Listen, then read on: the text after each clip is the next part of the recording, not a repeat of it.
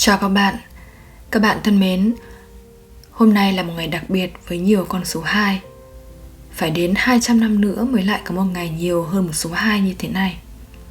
Và nhân cái dịp ngày hôm nay, trong video này tôi sẽ chia sẻ về câu hỏi mà tôi cho là đặc biệt quan trọng, mang tính chất là bản định hướng khi đồng hành và nuôi dạy con.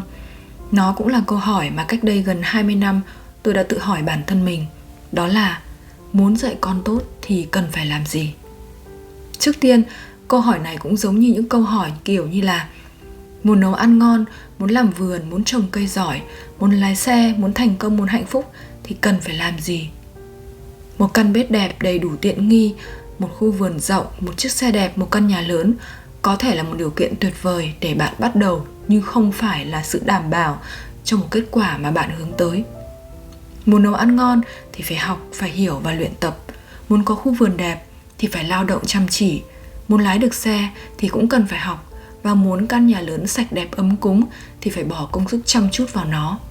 Trong bất cứ điều gì bạn làm, nếu chỉ muốn làm qua loa cho có cho xong thì bạn cứ làm thôi rồi cũng sẽ xong. Nhưng nếu bạn thực sự muốn làm tốt công việc đó thì không có cách nào khác là phải bắt đầu từ chính bản thân mình. Không ngừng học hỏi, tìm hiểu và đặc biệt là cần phải thực hành nhiều lần rồi tự đúc rút ra kinh nghiệm cho riêng mình. Đó cũng là lý do vì sao nhiều khi chúng ta thất bại khi áp dụng các phương pháp, các cách thức giáo dục và lời khuyên mà ta nghe được hay là đọc được ở đâu đó trong sách vở. Bởi đó là kinh nghiệm, là thực chứng của người khác, nhưng với bạn thì mới chỉ là lý thuyết. Bởi vậy, bạn cần phải bắt tay vào vận dụng rồi tự điều chỉnh cho phù hợp với bản thân, với hoàn cảnh gia đình và tính cách của con mình, nhằm rút ngắn khoảng cách giữa lý thuyết và thực hành thì những lời khuyên đó mới phát huy được tác dụng. Đây là cái tâm thế quan trọng đầu tiên cần phải có để có thể làm tốt vai trò làm cha mẹ của mình. Đó là tập trung vào phát triển bản thân, không ngừng rèn luyện học hỏi, sẵn sàng chịu trách nhiệm và sửa đổi bản thân mình tốt hơn mỗi ngày.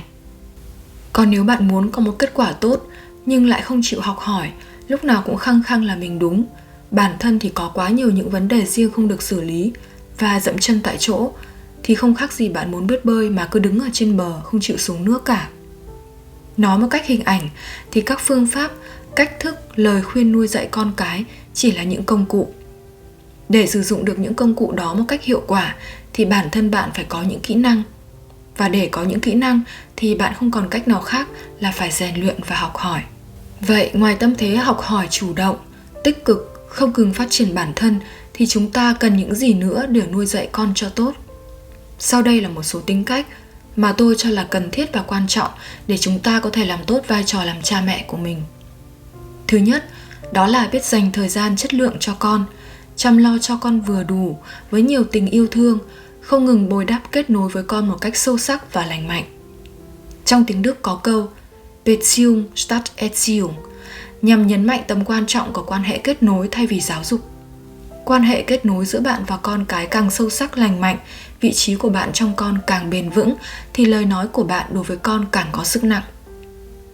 Thứ hai là biết lắng nghe. Thường ai biết lắng nghe sẽ biết tôn trọng, thấu cảm và có lòng kiên nhẫn. Phần lớn những bậc cha mẹ thành công, có con cái hạnh phúc và thành công thì đều có những kỹ năng này. Thứ ba là biết khích lệ, động viên, ủng hộ con phát huy thử sức khả năng của mình. Thứ tư là quả quyết, chỉ ra giới hạn rõ ràng và dứt khoát. Khi bạn bắt đầu chỉ ra được giới hạn, dứt khoát và rõ ràng thì khi đó quan hệ kết nối nghiêm túc giữa bạn với con bắt đầu. Bởi vì bạn coi trọng con, không thờ ơ, không mặc kệ con mình, bạn không thờ ơ về vai trò của mình nên bạn mới mạnh mẽ chỉ ra giới hạn. Để chỉ ra được giới hạn thì có nghĩa là bạn đã phải sẵn sàng đối mặt với những xung đột xảy đến. Và sẵn sàng đối mặt với xung đột có nghĩa là bạn cũng phải đủ mạnh mẽ và đầu tư công sức một cách nghiêm túc. Thứ năm, đó là biết kiềm chế bản thân, bao dung, biết tiết chế để không chiều chuộng hay khắt khe thái quá với con. Thứ sáu là biết thành thực với cảm xúc của chính mình, sẵn sàng chịu trách nhiệm, sẵn sàng nhận lỗi và sửa sai khi cần. Thứ bảy là tấm gương mẫu mực cho con và biết chăm chút cho bản thân mình, vui khỏe, hạnh phúc. Các bạn thân mến, danh sách này có thể còn rất dài và bạn có thể thêm vào những tính cách theo bạn là cần thiết để nuôi dạy con tốt. Bạn có thể chia sẻ những điều đó ở đây cũng như chia sẻ cảm nghĩ của mình về video ở phần comment bên dưới. Cảm ơn các bạn đã có mặt ở đây và dành thời gian lắng nghe những chia sẻ này. Chúc bạn một ngày mới thật nhiều an vui. Chào tạm biệt và hẹn gặp lại.